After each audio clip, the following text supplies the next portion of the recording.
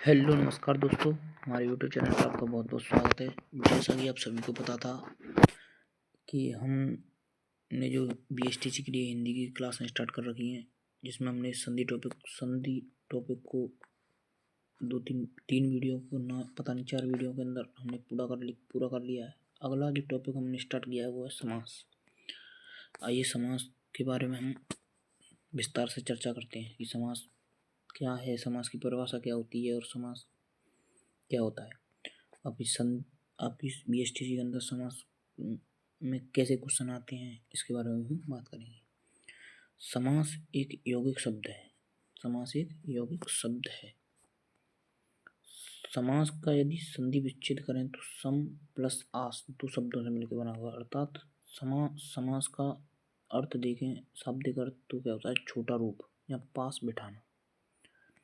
2 शब्दों के मध्य विभक्ति चिन्हों का लोप करके छोटा रूप बनाना उसे समास कहा जाता है।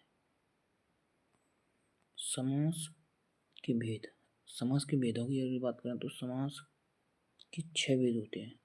और यदि आपसे कोई पूछे कि पद की प्रधानता के आधार पर समास के कितने भेद होते हैं, तो समास के 4 भेद होते हैं।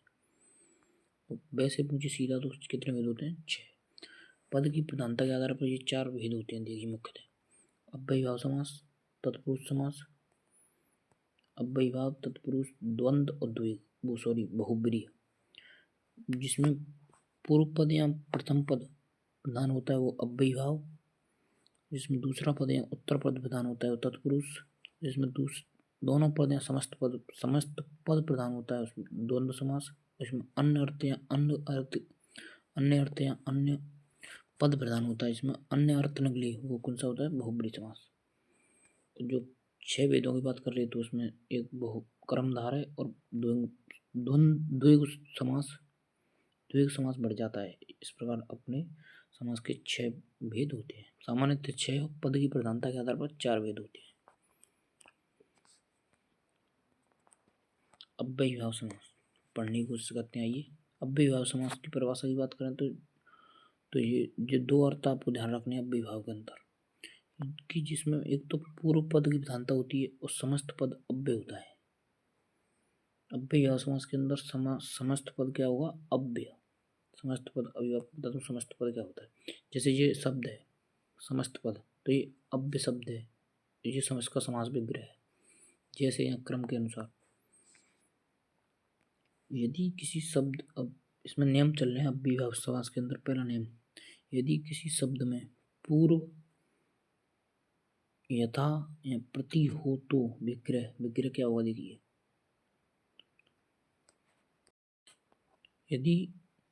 देखिए आइए, यदि किसी शब्द का के पूर्व में, सॉरी गलत टाइप हो गया, के पूर्व में यथा प्रति हो तो यथा का समास विग्रह बनाते समय क्या हुआ, यथा का करने को के जैसा या के समान, और प्रति हो तो हर समान।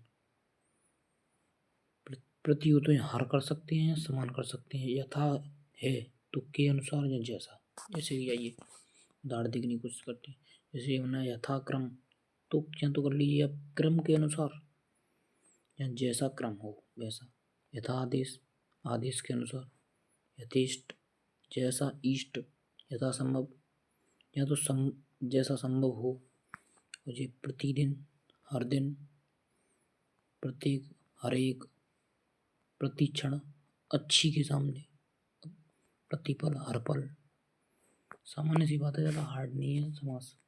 दूसरा नियम है उपसर्ग।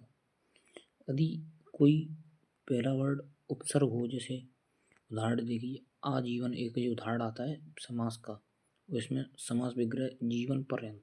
तो ये आपको पता कैसे चलेगा कि आजीवन का अपने को जीवन पर्यंत बनाता है, उसके नियम के बारे में देखते हैं।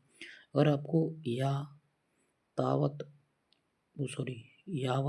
तावत दिखे तो इन तीनों उपसर्ग दिखें अगर सामने, तो इनका पर्यंत या फिर तक करना है आपको विग्रह करते समय। यहाँ आपको दिखे ला, वे, बिना, निर, निस, तो इनका करना है, इन सभी शब्दों का करना है बिना या अभाव में। यहाँ आपको देखे बा, स, तो इन सभी का करना है सात का भाव करना है आपको। दर दिखे तो मैं करना है विग्रह करते समय, अल दिखे तो निश्चय, भर दिखे तो पूरा करना है। जैसे उदाहरण समझाता हूँ आपको एक एक। अब देखिए इसका उदाहरण देखते हैं अपन आजीवन वाले का एक। तो ये देखिए आजीवन, तो आपको विग्रह बनाते समय जीवन तो सीधा छोड़ना है, ओनली आ का क्या करना है पर्यंत। कुछ उदाहरणों तक भी चलता है, किसमें चाहे आप ऐसे भी कर सकते हैं आजीवन का विग्रह कर सकते हैं, जीवन तक।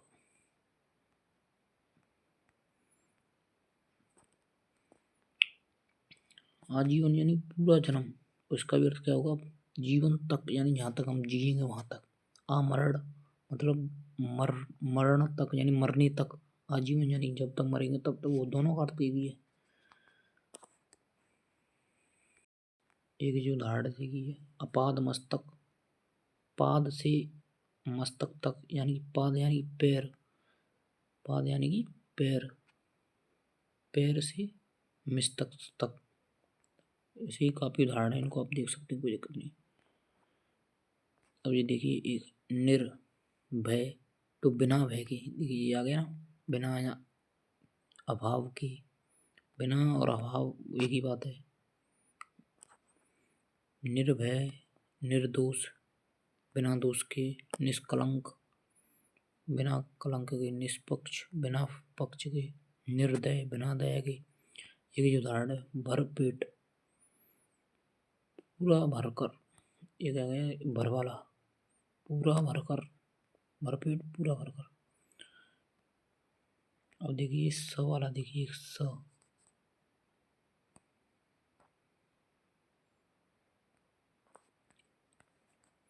ये देखिए सावधान, देखिए सावधान, तो इसका क्या हो जाएगा अवधान के साथ। स उपसर्ग हो गया, अवधान शब्द हो गया, अवधान के साथ करना होगा आपको ऐसे। ऐसे सहित, हित के साथ। ऐसे सौदार्ड, उदाहरण के साथ।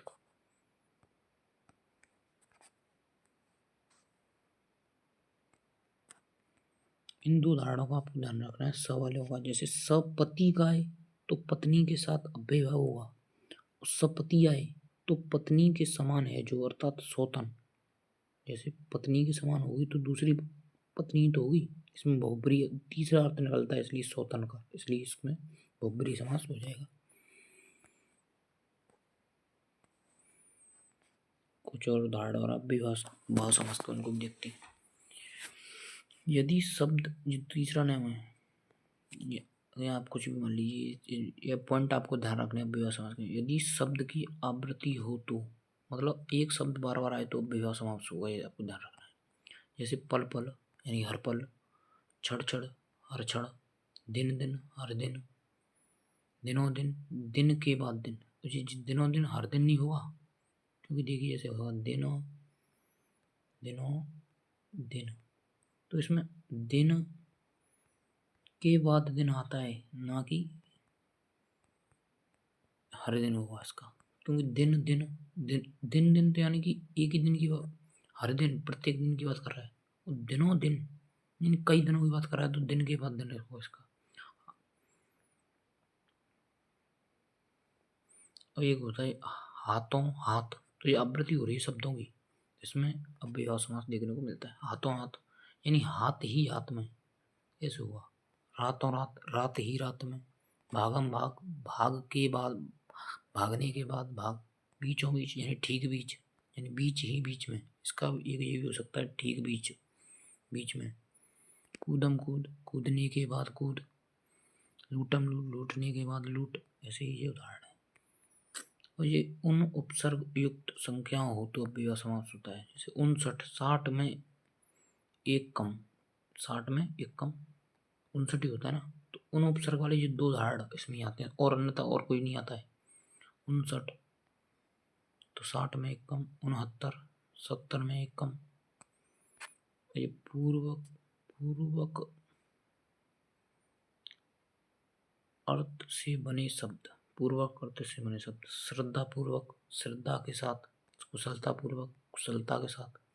ज्ञानार्थ, ज्ञानार्थ ज्ञान के साथ, सेवार्थ सेवा के साथ। तो ये अव्ययभाव समास हमारा आज कंप्लीट हो गया दोस्तों। धन्यवाद दोस्तों। और वीडियो अच्छी लगी हो तो लाइक कमेंट शेयर, चैनल को सब्सक्राइब जरूर कीजिएगा। अगली वीडियो में हम आगे भौपरी समास तत्पुरुष समास को देखेंगे। तत्पुरुष समास काफी लंबा और इसमें बहुत सारे उदाहरण देखने को मिलते हैं। ये देखिए उदाहरण इससे बाहर नहीं जाएंगे, हम बहुत से उदाहरण लिख रहे हैं मेरे पास, इनसे बाहर नहीं जाएंगे। धन्यवाद दोस्तों। वीडियो अच्छी लगी हो तो लाइक कमेंट एंड शेयर कीजिएगा और ज़्यादा से ज़्यादा BST से अभ्यर्थियों को जोड़ने की कोशिश कीजिएगा। धन्यवाद दोस्तों।